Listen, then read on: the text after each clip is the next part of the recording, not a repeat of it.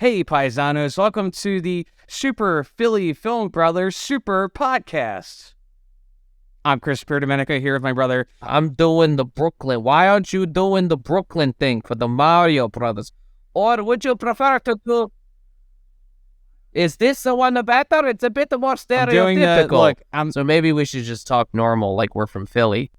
Maybe we should talk, even though we are Italian, we are brothers. We actually are more Italian than the actors playing Mario and Luigi. But I figure I'll just go with a regular voice like Chris Pratt, him also being a Chris P. So yeah, we are here to talk about the Super Mario Brothers movie. This has been a long-awaited movie. It has been really 30 years in the making. 30 years ago, kind of the infamous live-action Super Mario Brothers movie came out. It was very, very derided. It was kind of seen as, it being the first video game movie, it was seen as sort of like a sign that maybe they shouldn't make video game movies. And so that stink stuck around for quite a while. And, in recent years, we've had the Sonic the Hedgehog movies, we've had Detective Pikachu, even TV shows like The Last of Us, based on video games do very, very well. And so it was kind of Mario's time to return, and I thought it hit it out of the park. I have some specific points I want to make, but the biggest thing in this was just, the references, which I'll get to. But what as a fan, I was overjoyed. I was smiling the entire time. It kind of gave me exactly what I wanted and nothing more. It's kind of what I was looking at. Now I'm curious. Now you know Mario. I mean, you've played some of the games. You were always the bigger Mario fan, and I was younger, so I used to play, and I would make Mario jump off the cliff and die because I thought it was hilarious. And you would get so mad that I always did that. You did. You're a sick person. I spent a lot of time on those games, and that was before there were save features, so it's not like I could go back, anything like that. I mean, you weren't, obviously I was a much bigger fan. I kept up with the games a little bit more. How did you feel as a person going into this movie? Because I felt like, I was talking to some folks between yesterday and today, between the time we saw it and now, and they asked me well, how does it compare to the Sonic movies? And I said, well, I love the Sonic movies. The Sonic movies are great. What I would say is that the Sonic movies, if you're a fan, it does make it even better, but I think they still work as movies, even if you're not super familiar with the source material. It is a feature-length video game. I think you have to know your audience, and this movie clearly did. I can understand, film critics coming in from a cinematic perspective and saying, oh, well, this doesn't fit cinema standards. Well, that's not what it's trying to do. It was like when critics ragged on Avengers Infinity War for no one has any character arcs. This is not a movie. This is a team-up special. This Mario movie is a feature-length video game. You kind of have to judge it by what it's trying to do. And yes, Sonic, right, I think, is trying to have its cake and eat it. And in that way, I think it's both better and worse than this movie. Yes, it works better as a movie, but the Sonic movie, as accurate as it is to the game, it's still afraid to fully commit to that, whereas the Super Mario movie just said, let's just make a cutscene into a whole movie, and that's exactly what it delivered on. That it was, I think you're right, it is a total commitment, and I think even, I would say Sonic the Hedgehog 2, which leans really well, I thought was a perfect balance of fan service as well as just, being a good movie. The Mario movie definitely committed more hey, we're doing, and I think that's because the creator of Mario, Shigeru Miyamoto, co-produced the movie. It was a true partnership between Nintendo and Illumination. So Nintendo was extremely involved. I think they were so scared of what happened with the last one that they're it seemed like it was a really good partnership. Did you follow everything? I'm sure there are references that you missed. Did you feel like you understood, you could kind of follow along with what was happening? Did you feel you were at a disadvantage? I mean, not really. It's a pretty easy, simple story to follow. As far as I knew that there were Easter eggs They were probably going over my head. Yeah. But that didn't take away from the enjoyment of it. I think that someone like you who's familiar with it enjoyed it a bit more. It's funny. So I brought the whole family and my 4-year-old daughter. I asked her at the end of it, I said, "What'd you think of it?" And she said, I really liked it, and a little bit I did not like." And I think it's telling, because it's almost like this movie is aimed more towards you than it's a kids movie, but it's aimed more towards adults who grew up playing this game in the 90s. Yeah. Rather than kids today. That's a really interesting point, because in every, and I'm gonna get into, I have some visual aids here. I'm gonna get into the references, but I brought my props with me. But in every frame, there's references, and it's almost like I couldn't keep up with it, because I almost had to sometimes stop looking at the background, because there was just so much that's from that game, that's from that game, that's from that game. Because I needed to pay attention to the story a little bit. But it was, it's one of those that they really made this rewatchable. So, they did, and I'm sure YouTubers like yourself and others are gonna spend months combing through every frame, counting every single Easter egg, and then someone, you missed this one in the comments, and yeah, it's and some of them are just so obscure. And I'm sure there were probably a couple that I missed, even myself being a fan. Because I haven't, I've played most Mario games. I haven't played every single one, but I feel like I caught the vast majority. I probably caught 95% of them overall. And that has been. I would say, if I do have a criticism of the film, is that it is fan service. I think it's a love letter to the fans. It's a really fun time. I would like to see the next one be a slightly better story. I'd like to see a little more put into the story of the next one. More going on. More going on. Now, it was pretty straightforward. It was, Bowser's going around trying to conquer everything. Yeah, and the characters too really worked. I thought the entire voice cast really knocked it out of the park. People were giving okay. I did feel like Seth Rogen was just playing himself. It's funny you mentioned that, because Seth Rogen is not the one I was going to say. Really? Okay. I loved all the voice actors. The only one that I felt didn't really mesh well was Fred Armisen as Cranky Kong, because it sounded like he was doing a Woody Allen impression. A little bit. I think that, I guess for me, for Cranky Kong, I always envision more he's supposed to be like a Clint Eastwood. He's a grumpy old man. Yeah. And I didn't really get that from Armisen. Yeah. You know what? That was an interesting character change, because, they still make Cranky Kong the father of Donkey Kong. But although in some iterations, it's his, he's the grandfather of Donkey Kong. Depends on what game you're playing. The canon is a little bit blurry. But they kind of made him kind of this Aztec type of ruler type of thing. And I thought it was an interesting choice. I liked it, but it's certainly, Cranky Kong is known for just being an old curmudgeon and complaining about everything. That's what I mean. And it's nothing against, I'm not saying Fred Armisen gave a bad performance. Yeah. I'm saying that he gave a good performance that did not fit in this movie. Interesting. That character would have been funny in a different movie.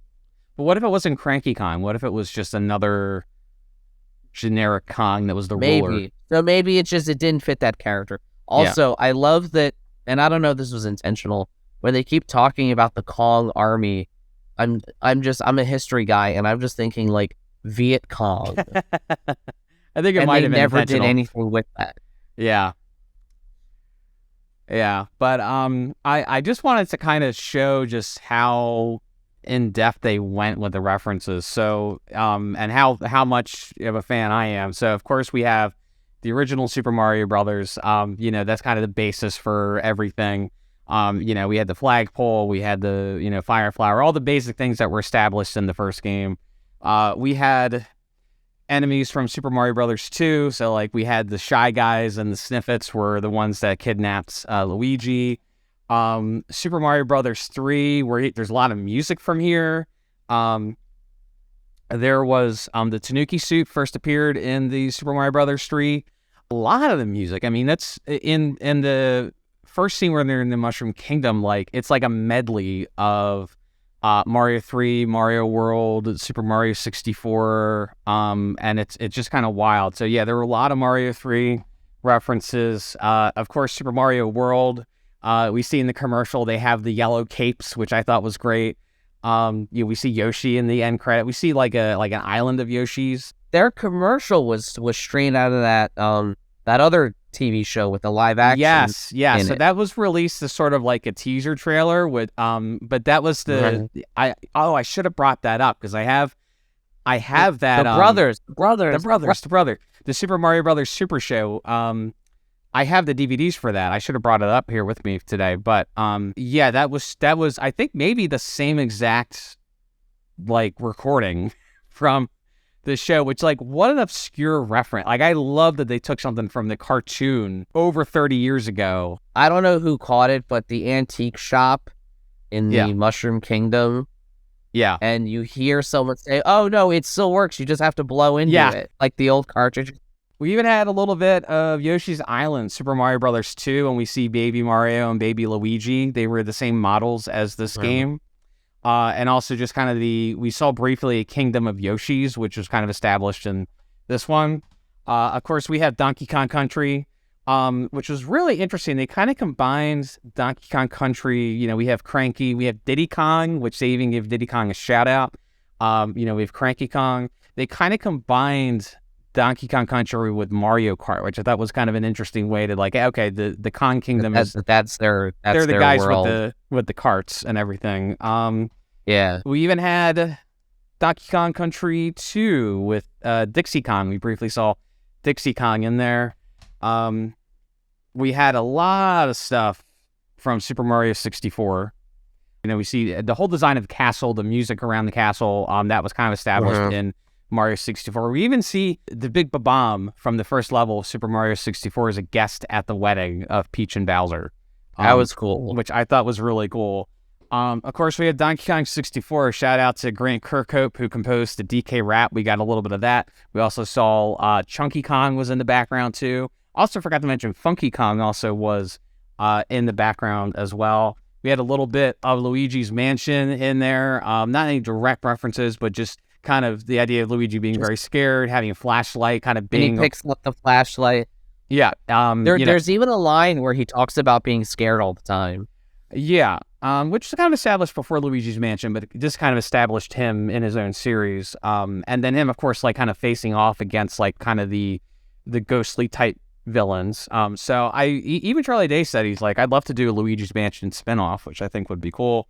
There's a very obscure Super Mario Sunshine reference. One of the buildings said something about a dolphin, which was a reference to the island. I believe, I could be wrong, but I believe a reference to the islands that this takes place on, Island Delfino, that's shaped like a dolphin. It was also the code name for the GameCube, which this was, appeared on. We had a lot of new Super Mario Brothers references. We had the mini mushroom, which I knew as soon as Mario ate that blue mushroom. I said to Patrick next to me, I said, "Oh, he's gonna turn tiny," which nobody else saw coming. But I'm like, oh, he's gonna turn tiny. He's in trouble. And then some of the villains, some of the enemies from New Super Mario Brothers showed up, which was very cool. We had a little bit of Super Mario Galaxy. Peach makes mention of like all the galaxies out there, so I think it kind of hints that we could kind of go into space in the future with this kind of thing. Go full multiverse with this. Yeah, well, it's not even. It's more of a space adventure, And in the closing credits, they have the main theme from Super Mario Galaxy, which I thought was it's a beautiful theme. Of course, Mario Kart 8. I guess all the Mario Karts, but especially Mario Kart 8, they play the theme when they're getting the karts made. It's the same music from the menu of Mario Kart 8, which I thought was really cool. The way the karts work are just like Mario Kart 8. Were there any references to Mario Party? I didn't catch any. It's possible on a second. That was my favorite game. It's possible on a second rewatching I'll catch that. I didn't see anything specifically for that, other than maybe like Mario and Donkey Kong being competitive with one another. But yeah, I mean, even the bikes and the cart, like even the cart that Mario rides is pretty much the same one from the game. And Rainbow Road, of course, which is a really, really cool scene. We had Super Mario 3D World. So Mario gets in a cat suit. So that's the biggest reference to that. He uses a power-up from this game. And then finally, we had a little bit of Super Mario Odyssey, the plot of Bowser trying to marry Princess Peach, and kind of like, you know, their wedding attire is pretty much straight from Super Mario Odyssey. The bigger question is there anything left to reference in a sequel? You know, that's a fair question. And I think did they use it all up in this one? Well, the thing is, they just sprinkled a little bit of everything in this, which I thought was cool, and they kind of set it up that like, hey, okay, this alternate dimension, you know, in the games, you know, the Mushroom World, you had like the Mushroom Kingdom. The Mushroom World contains like the Mushroom Kingdom and Yoshi's Island and Donkey Kong Country and all that. And so I think they're kind of doing that with the kingdoms is kind of what they're doing in the movie universe. And so I think, I mean, there's so many games. That's the thing. I mean, this isn't even all of them. If you want to see just like all these games I've collected over the years.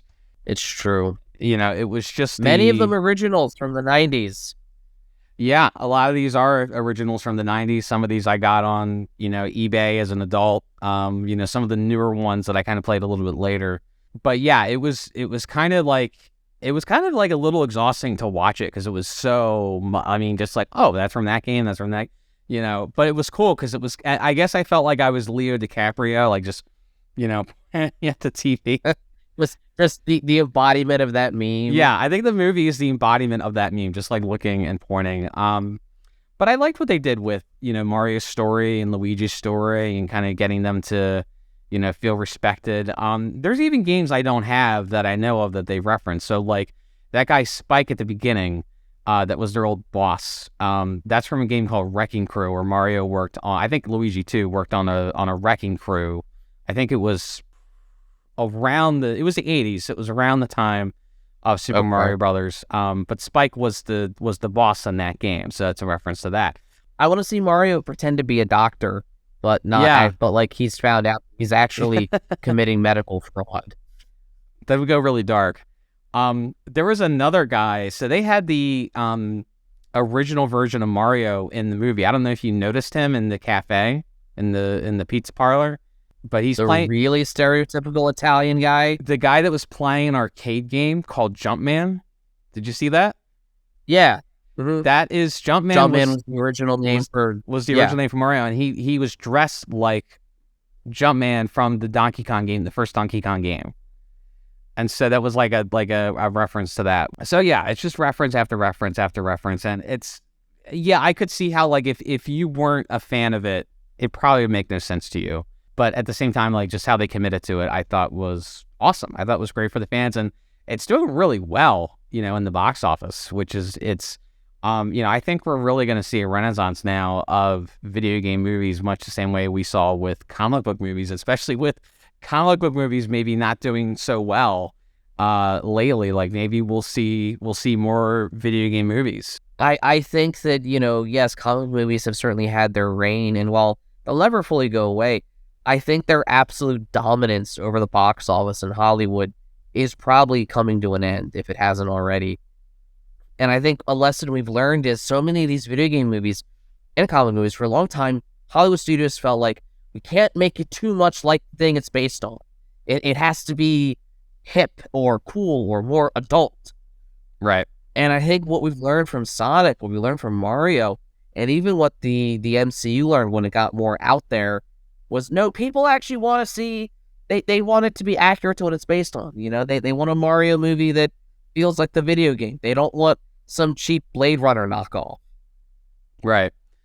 And yeah, and I think Marvel and DC learned that they can kind of commit more to the source material. I think the issue is that, this movie did so well because we haven't had a Mario movie in 30 years. We have a video game movie every couple years or every year, something like that. Not necessarily, I'd say not in the same universe. I don't think we've had one in the same universe other than like, Sonic 2. Yeah.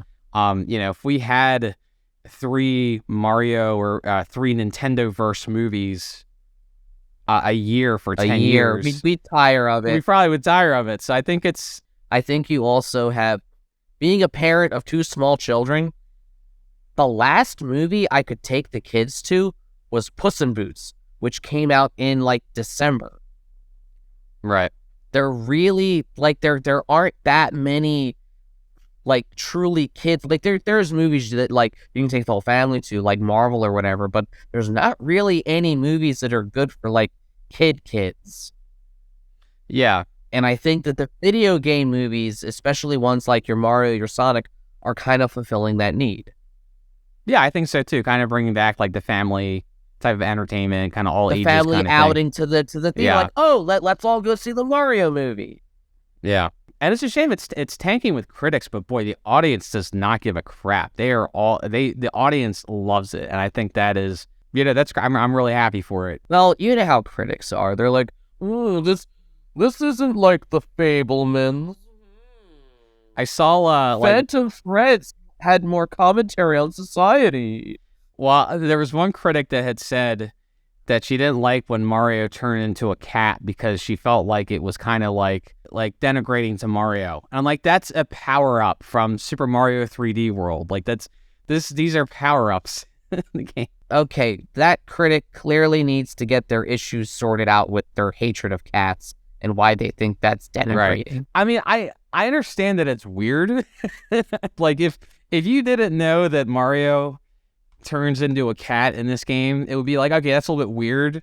But it's like, no, it's one of his power-ups. It's the same as like the fire flower or the cape or the raccoon tail. In a movie with a singing Bowser, mushroom people called toads, that's your hang-up. Right. That he turns into a cat. Yeah. Yep. And while we're on the subject, Jack Black, probably my favorite voice actor in this. He did the most with that character. He did. And that, like, Bowser's a tough character to do. And the thing you have to bear in mind is that in the video games, like, even, like, the more recent ones, they don't really talk that much. Like, the characters don't talk that much. I mean, they may say a few words, but usually, like, even Bowser just is, like, talks and growls, and that's it. Like, maybe there's, like, some text on the screen. So, I think all of the voice actors really made these characters more cinematic than they had been at all to this point, which I thought was just interesting. It makes sense to do for a movie. I don't think you necessarily need that in a game, but, in a movie, I really liked what each of them did with the characters. Again, Seth Rogen was like, I had fun with Donkey Kong. Like, I thought it was fun, but it's like, it's just Seth Rogen. That's all he knows how to do. Yeah, I might actually go see it again. My wife has not seen it yet, so we may go see that again, and I can catch all the other stuff. There's so many. It's great. Like it's not even just the Mario games. They reference Star Fox. Like if you look in like Mario's bedroom, there's Star Fox. There's the cafe is called like Punch Out Pizza. The game Punch Out and all that. Like there's so many. Like it's not even just the Mario universe, but like you could do more Nintendo game, it's all of them. Which was wild, and it didn't. I mean, I don't want to say it didn't seem forced because it definitely like is right there in your face. But to me, it only enhanced the movie. I felt like it made the movie even better.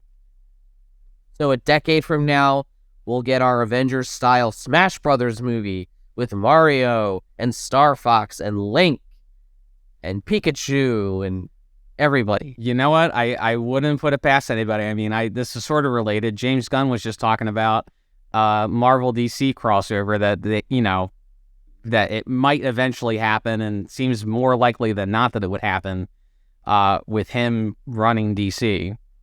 But very long time away. But you never know with these things. But then again, I mean, comic book movies may have had their run. I think we'll always have them, but I think maybe it's video game movies are going to fill that niche, and I just hope that they don't They don't overdo it. So we shouldn't get like 3 movies a year and like 5 TV shows. no, I think that would be a bad idea. Okay. I think having Duly like noted. one video game movie a year, and I'm not even talking just like a Nintendo one, but like so next year is Sonic 3, which I'm really looking forward to because we're gonna have Shadow in that movie, right? I'm looking forward to it. So I think when Sonic 2 came out, they delayed the Mario movie. The Mario movie was, I think, supposed to come out in November. But I think Because they wanted enough space between them. Well, I think they wanted enough space, but I think they're keeping tabs on each other. I think we're kind of going back to the classic 90s Mario versus Sonic where they're like, hey, we need to keep an eye, it's like Nintendo versus Sega again. Yeah. I Different think studios too. different studios. Universal and Paramount. But I think that Nintendo probably saw how well Sega did with Sonic 2 by kind of leaning into the fan service and said, well, you know what? We're gonna go in even harder with the fan service. And it's gonna be really interesting. I love competition like that because it just means that we're gonna get really great movies out of it. So but anyway, that's all I have. Go check out the Super Mario Brothers movie. What did you all think? If you haven't, tell us what you think in the comments. Let us know if you like the movie. If it was, if you were as big of a fan of the references and the overall product as I was, or if you had some issues with it. It's not for everybody. But tell Chris what Easter eggs he missed. Yeah, what Easter eggs did I miss? Comment below. Let me know what I missed because I do wanna hear that. But yeah, thanks for watching, everybody. We'll see you next time.